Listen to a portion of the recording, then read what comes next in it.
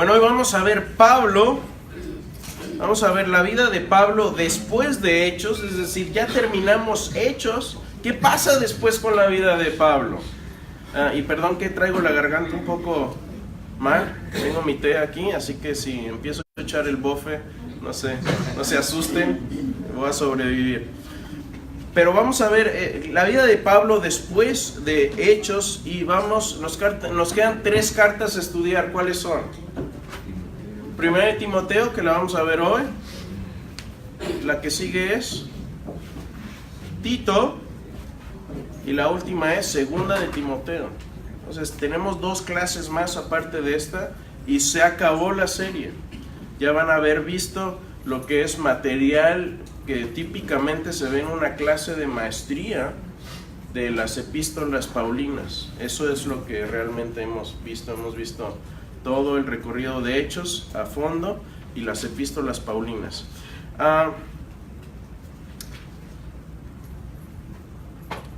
Yo estudié en el TEC, la mejor escuela del mundo. No es cierto. Pero cuando ¿manda?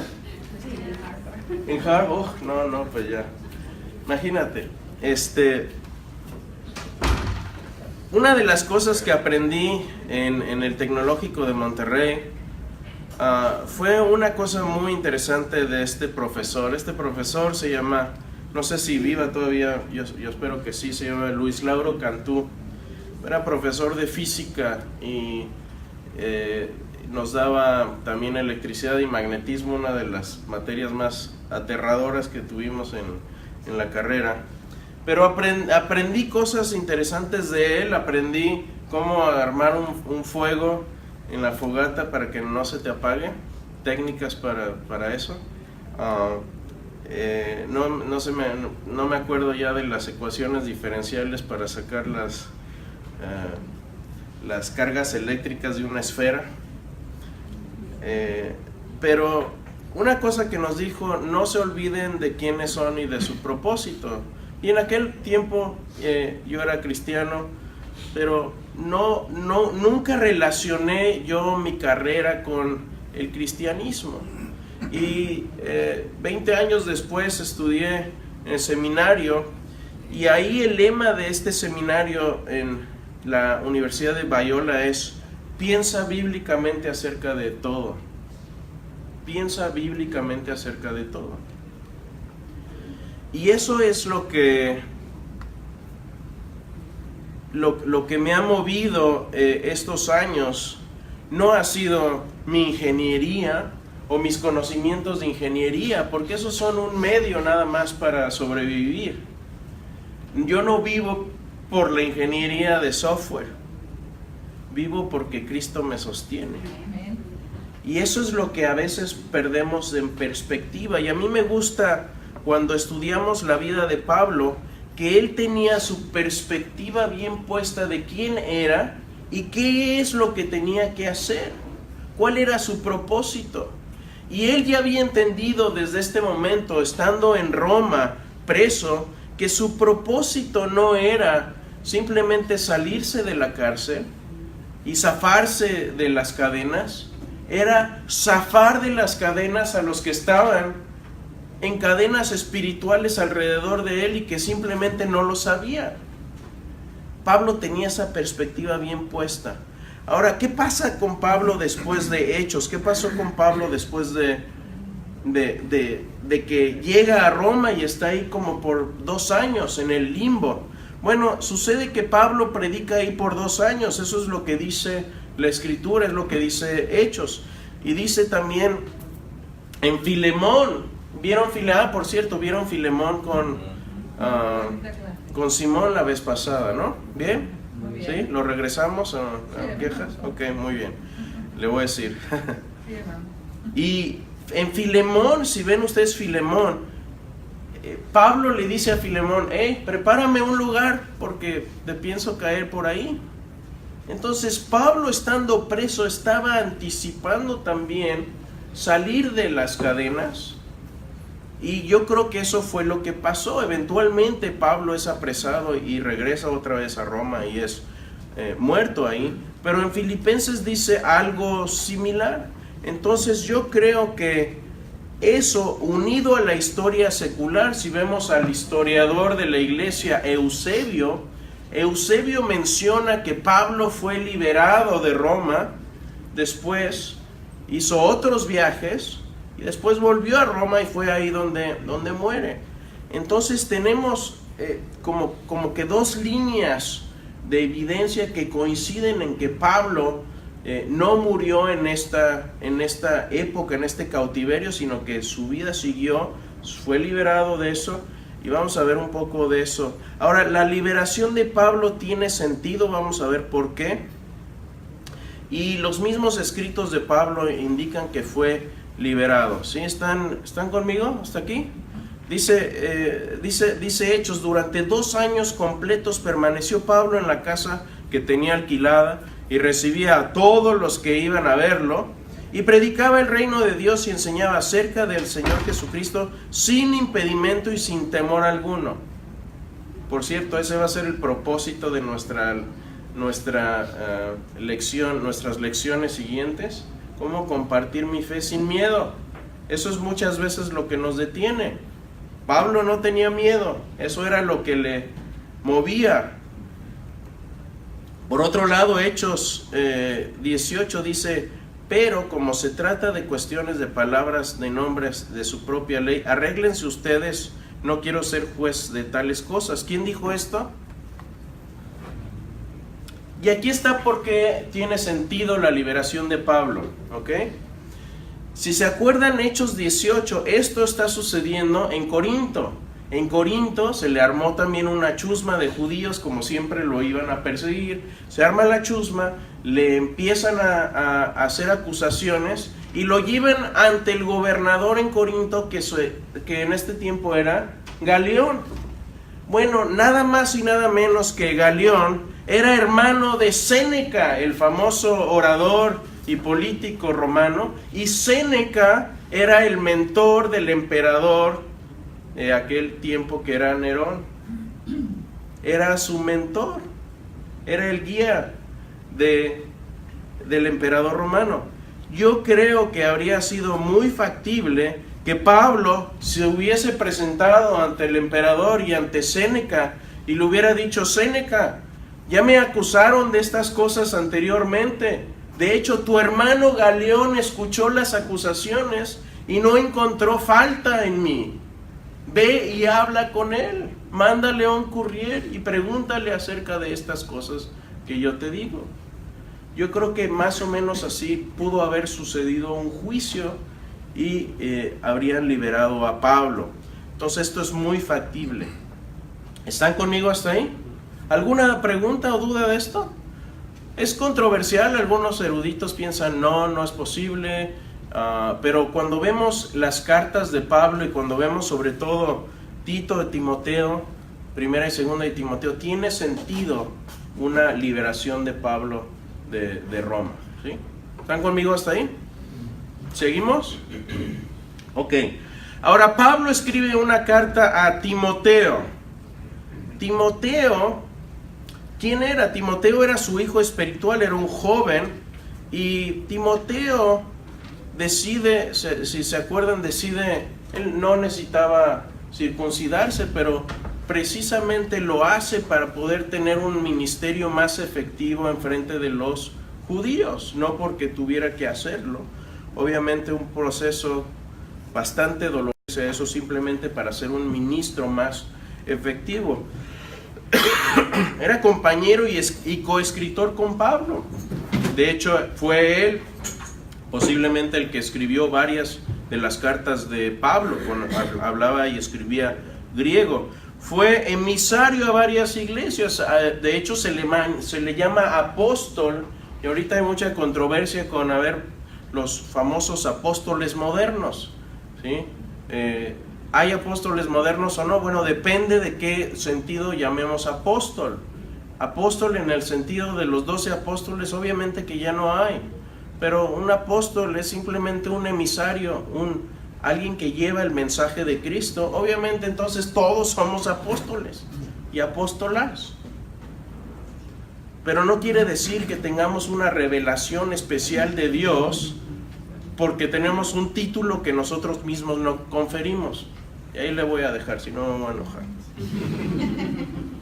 Seguramente trabajando en Éfeso cuando Pablo escribe. Entonces ahí Timoteo se convierte en Éfeso y se convierte en uno de sus en su brazo derecho. Lo consideraba como un hijo. Filipenses 2 dice: ustedes conocen bien la entereza de carácter de Timoteo, que ha servido conmigo en la obra del evangelio como un hijo junto a su padre. Ese era el cariño que le tenía Pablo a Timoteo, lo consideraba como un hijo. Si se acuerdan, la última vez que Pablo ve a la gente de Éfeso fue cuando él ya venía regresando a Jerusalén. Él ya sabía que lo iban a apresar y se junta y tiene un encuentro muy emotivo con la gente de Éfeso, los líderes de Éfeso. Ellos se acercan a la costa, Pablo los ve en el camino y se junta con ellos. Y Pablo les profetiza algo, les dice: ¿saben qué? Esto es lo que va a pasar. Tengan cuidado de sí mismos y de todo el rebaño, cuídense, porque sé que después de que yo me vaya van a llegar de entre ustedes lobos feroces que procurarán acabar con el rebaño. Aún de entre ustedes mismos se levantarán algunos que enseñarán falsedades para arrastrar a los discípulos que los sigan. Eso es lo que les dice Pablo a la gente de Éfeso antes de partir esta profecía.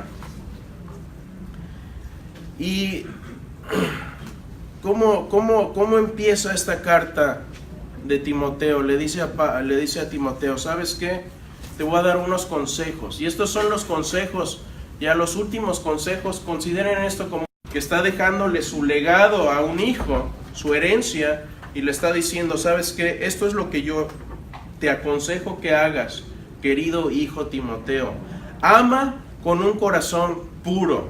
Esta es la meta de la vida cristiana es esta. Ama con un corazón puro, vive con conciencia limpia. Ten una conciencia limpia y ten una fe sincera en la iglesia. Ten cuidado porque van a llegar aquí algunos que van a tratar de enseñar novedades. Vengo con una enseñanza nueva que en 2000 años de historia cristiana nadie ha podido entender. Cuídate de esos. Van a llegar algunos que van a decir: les voy a mostrar las profundidades y observaciones nuevas acerca de la ley. Tengan cuidado con este tipo de gente. Ahora ya no existen, ¿verdad? ¿No? Gracias a Dios. Y dice: sí, desde luego que Dios sigue usando la ley el día de hoy. Y la ley no es que sea inútil. Hay dos formas en que la ley es útil. Primero, mantiene al pecador bajo control. Porque si no hay leyes, hay anarquía. Pero como tenemos esta ley, nos mantiene al margen, nos mantiene en orden. Ese es el propósito de una ley. A ver, si todos fuéramos angelitos, ¿necesitaríamos leyes? No. Si todo el mundo hiciera lo que debe hacer en su casa, ¿necesitaríamos reglas? No. Hay reglas. Fíjense, incluso los gobiernos más de izquierda y más seculares reconocen que el hombre es pecador porque hay leyes. Si no, no habría leyes. Y la otra es que la ley apunta hacia Jesús, porque la ley nos muestra lo inútiles que somos para salvarnos a nosotros mismos y lo mal que estamos. Por eso necesitamos un Salvador. A eso nos ayuda la ley.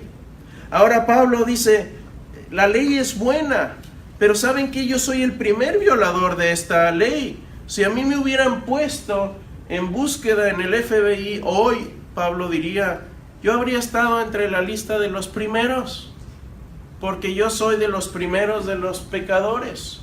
¿Por qué? Porque blasfemé contra Jesús, perseguí su iglesia e insolentemente me opuse a los planes de Dios. Así que soy el primero de los pecadores, soy el jefe de los pecadores, dice Pablo en esta carta, pero Dios me perdonó y me transformó y me hizo una nueva criatura. Por eso, por medio de esa transformación, no por lo que yo fui o lo que soy, sino por la transformación de Cristo, soy digno para que me imiten. Oh, imagínense, alguien puede decir, ¿saben qué? Mira, hijo, ve lo que yo hago y sigue mis pasos. ¿Estaríamos dispuestos a eso? ¿Estaríamos dispuestos a que nuestros hijos vean nuestra vida y digan, yo quiero ser como mi papá? O nada más nos ven y dicen, oh, ya llegó el viejo, vámonos. ¿Qué es lo que dirían nuestros hijos de nosotros? Pero Pablo dice, yo soy una imagen digna de imitación. Vean lo que Dios puede hacer con el jefe de los pecadores. Dios puede tomar una basura y convertirla en un diamante invaluable. Dios puede tomar un montón de carbón negro y manchado y convertirlo en un precioso diamante. Esa es la transformación de la que habla aquí Pablo. Por lo tanto, al Rey eterno, inmortal, invisible, el único Dios, sea honor y gloria por todos los siglos de los siglos. Amén. ¿Qué más dice Pablo? Vale la pena luchar por esto. Tengan cuidado con estas novelerías que les van a llegar en su iglesia. Por otro lado, hay algunos por ahí. Uno se llama Himeneo, otro se llama Alejandro, y han naufragado en la fe y por eso los he entregado a Satanás para que aprendan. ¿Algunas veces le han dado de ganas de entregar a alguien a Satanás? A mí sí. Ahora, ¿es bíblico nombrar falsos profetas y denunciarlos en público? Digan que sí, porque lo he hecho aquí varias veces. Me echan de cabeza. Pero sí es. Ahora, no se trata de hacer una cacería de brujas todo el tiempo, pero creo que si somos líderes responsables y tenemos que guardar la fe, hay que también llamar al pan pan y al vino vino, y cuando alguien se esté desviando de la fe, el mismo Pablo lo hizo. Estos han naufragado en la fe, se han desviado. No quiere decir que no haya oportunidad de restauración o de arrepentimiento. Claro que la hay, pero hay que tener cuidado de decir, ¿saben qué? Cuidado con esta persona, porque está enseñando un evangelio que no es evangelio y le está llamando evangelio. Entonces yo no tengo problema en hacer eso, pero también, a ver, suena ya choteado cuando lo único que estamos haciendo es eso, ¿no? Creo que es importante mostrar la falsedad, pero es más importante mostrar el contraste con la verdad, mostrando la verdad. Ahora, necesitamos orar, que se hagan súplicas y acciones de gracias por todos, especialmente por los gobernantes, por todas las autoridades. ¿Tengo que orar por Trump? ¿Sí? ¿Tiene que orar por Trump? ¿Más? ¿Hay que orar por los gobiernos de México? ¿Por Obrador? ¿Sí? ¿Tengo que orar por Maduro? ¿De veras? Sí. Entregarlo a Satanás. No, de veras, pero lo que dice Pablo es bíblico. Da risa, pero sí, dan ganas. Porque nuestra humanidad, esa reacción es muy humana. Pero lo que Pablo está realmente hablando aquí es, ¿para qué? No es nada más orar para entregarlo a Satanás, si no habría dicho eso. Para que tengamos paz y tranquilidad. Pero fíjense, hay que orar por ellos, pero para que nosotros tengamos paz y tranquilidad y llevemos una vida piadosa y digna, porque eso no depende de los gobiernos. El que yo tenga paz y tranquilidad y lleve una vida piadosa y digna no depende de quién es mi presidente, depende de quién es mi Dios. ¿Tienes una lista de oración? Si no la tienes, te recomiendo que abras una, porque se nos olvida. Ya hay veces que en la noche ya llegamos cansados, al menos que sean como gallitos en la mañana y con su café y su lista, ¿no?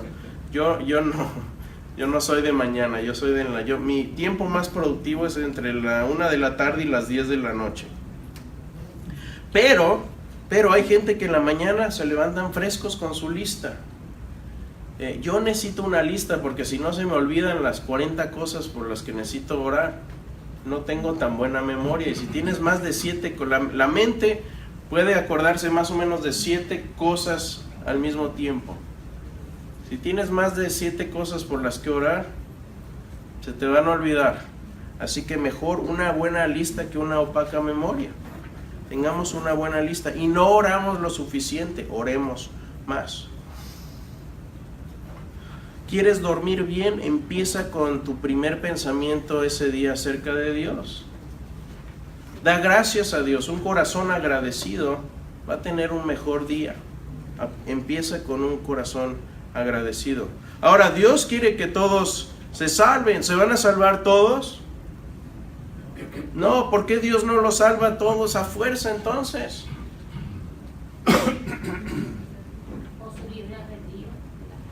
¿Te va a forzar Dios? ¿Te va a decir, ¿sabes qué? Entra a la fuerza. No te va a meter a la fuerza. Si hay gente que piensa que sí, bueno, yo no. Pero dice Pablo y le recuerda, soy una imagen para imitarse. Y el mundo está caído, pero está separado de Dios, pero tenemos un puente que nos une con Dios, que es Jesucristo. Así que portémonos como es debido.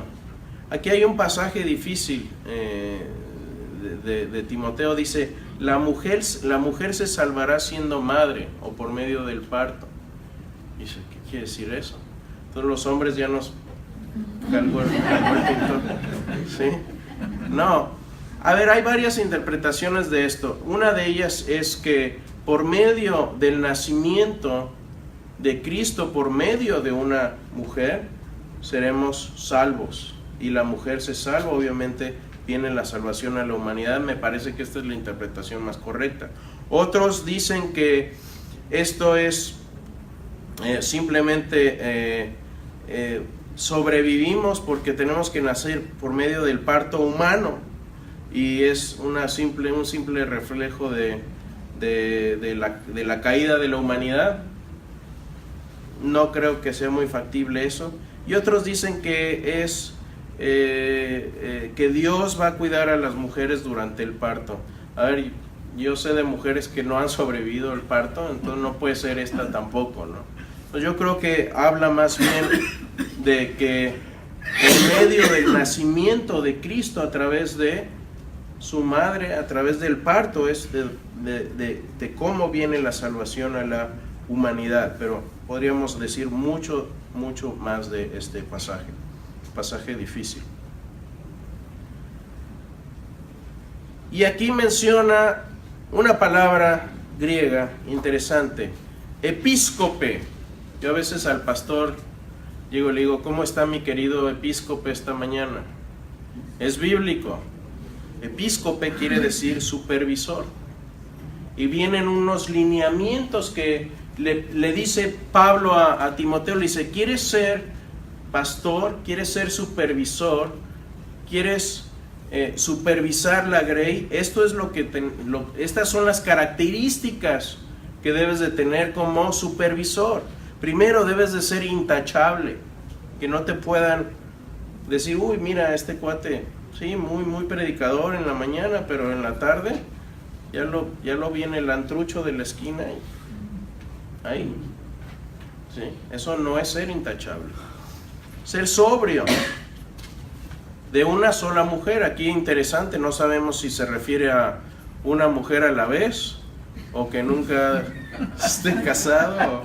Sí, a ver, no lo dice, ¿no? Pero hay quienes dicen que no puede ser divorciado. Dicen, a lo mejor la persona se divorció antes de ser cristiano y después se casó. Puede ser esa persona pastor o no. Entonces hay controversia en cuanto a eso. Yo pienso que la postura más razonable es que sea una persona que, ya que conociste a Cristo, obviamente que no sea una persona divorciada, ¿no? Eso es a lo que se refiere. Ahora hay circunstancias atenuantes también ahí.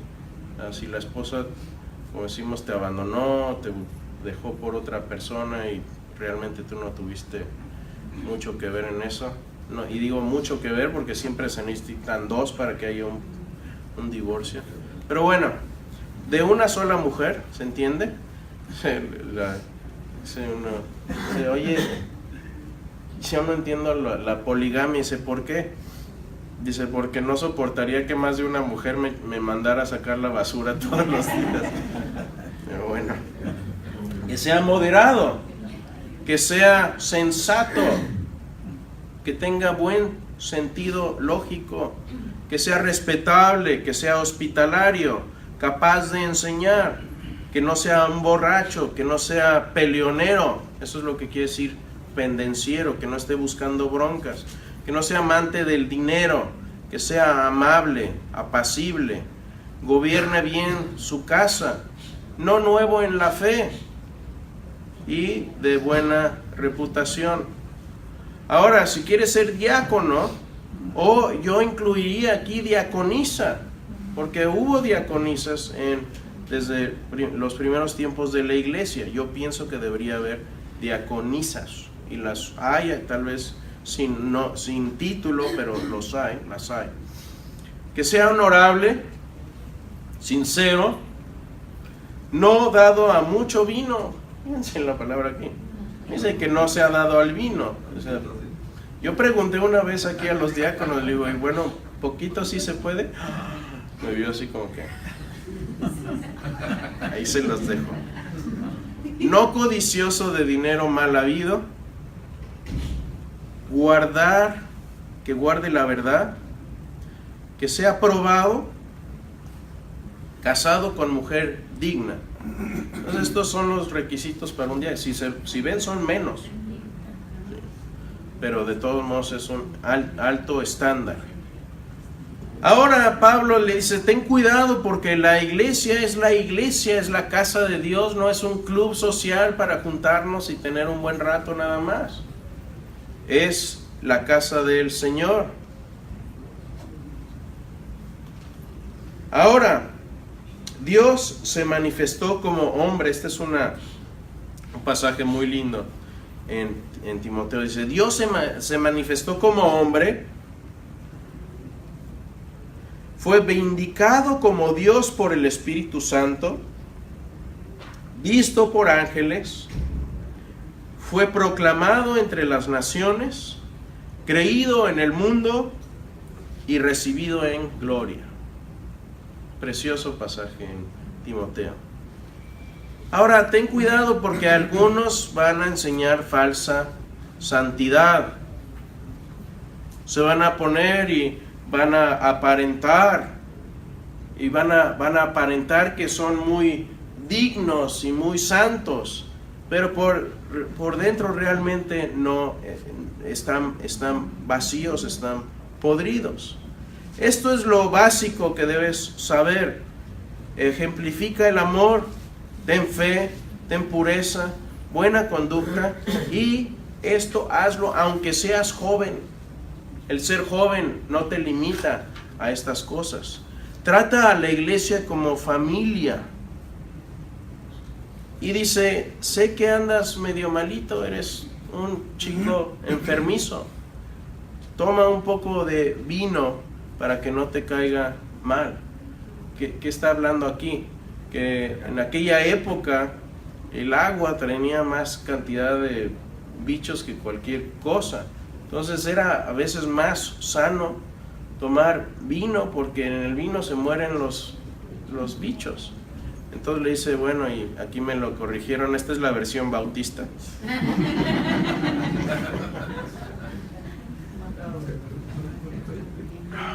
Y ahí le dejamos. Enseña la verdad con contentamiento. ¿Han visto cómo duerme un perro?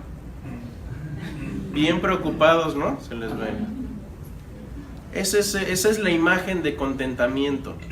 De esa imagen de qué me preocupa, qué me importa.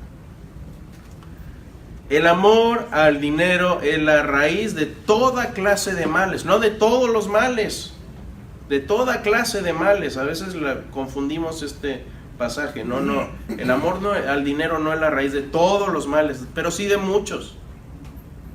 ¿Por qué? Porque si amas más al dinero que a Dios, estás convirtiendo al dinero en un ídolo. Es idolatría.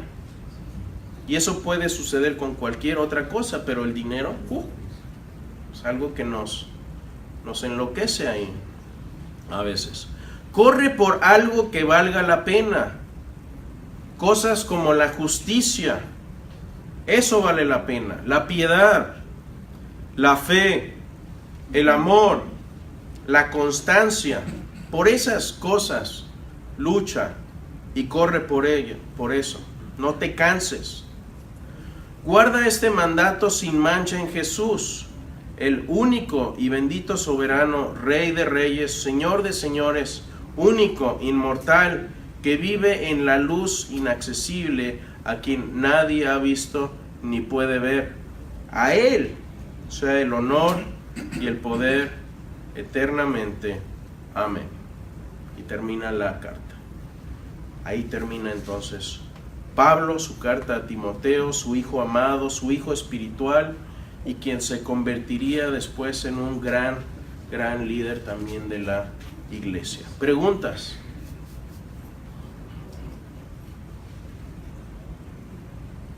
¿Cómo van? ¿Cuántos goles ha metido Francia?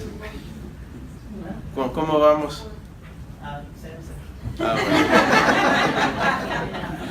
Gracias por su honestidad.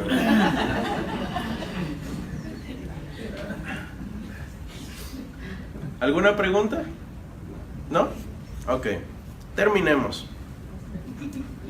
Puntos para casa. Busca el propósito de tu vida. El propósito de tu vida no lo vas a encontrar en un oficio, lo vas a encontrar en una persona. ¿Sí? ¿Está claro eso? El propósito de tu vida no lo vas a encontrar en un oficio, lo vas a encontrar en una persona, en la persona de Jesucristo. Y dice aquí, pero el propósito o la meta de nuestra instrucción o nuestro mandamiento es el amor nacido de un corazón puro, de una buena conciencia y de una fe sincera. ¿Fe en quién? Fe en Cristo. Entonces nuestra meta, el propósito de nuestra vida, no lo vamos a entender aparte de una persona. No lo vamos a encontrar en actividades o en otras personas o en posesiones o en posiciones. Un mejor salario no te va a acercar a tu meta. Una mejor posición en tu trabajo no te va a acercar a tu meta. Un mejor auto no te va a acercar a tu meta por mucho que corra. La persona de Cristo es la que te acerca a tu propósito, a tu meta en la vida. Quiero pues, dice, que los hombres oren en todo lugar. Hombres que están aquí, ¿oran o no oran? Debemos orar, que los hijos nuestros nos vean orar. ¿Por qué? Porque esta es un arma que no utilizamos lo suficiente. Es un arma que hemos tenido ahí, la tenemos ahí al lado, es como tener una escopeta de esas enormes, y nos llega el oso enfrente y sacamos la resortera. Tenemos ahí un arma tremenda espiritual, usémosla. Y finalmente dice, Cristo Jesús vino al mundo para salvar a los pecadores. Esto, mis hermanos, nos debe mover. Y Pablo mismo dijo, yo soy el primero de entre ellos. Y si Pablo dijo eso, ¿quién de aquí nos atrevemos a decir, no, yo estoy ahí, poquito mejor que Pablo? Yo creo que no podemos. Entonces a mí me anima ver la vida de Pablo, me anima a ver su ejemplo, me anima a ver cómo siempre, a pesar de las circunstancias, y para mí es lo más difícil, cómo en medio de las circunstancias difíciles puedo tener paz, puedo tener esa imagen del perro que está tranquilo, nada le preocupa. Y ese es el reto para mí. ¿Cómo puedo yo estar con paz cuando el mundo alrededor mío se está desmoronando? Cuando mis hijos no van bien, cuando mi trabajo va mal, cuando no sé cómo voy a pagar las cuentas este mes, o ya las tengo más atrasadas que ¿qué? ¿Cómo voy a hacer? Y aquí la cosa es esto, que Cristo es nuestra esperanza no está puesta en cosas materiales, está puesta en la vida eterna. Y la eternidad con Cristo va a reducir a la insignificancia nuestros sufrimientos acá.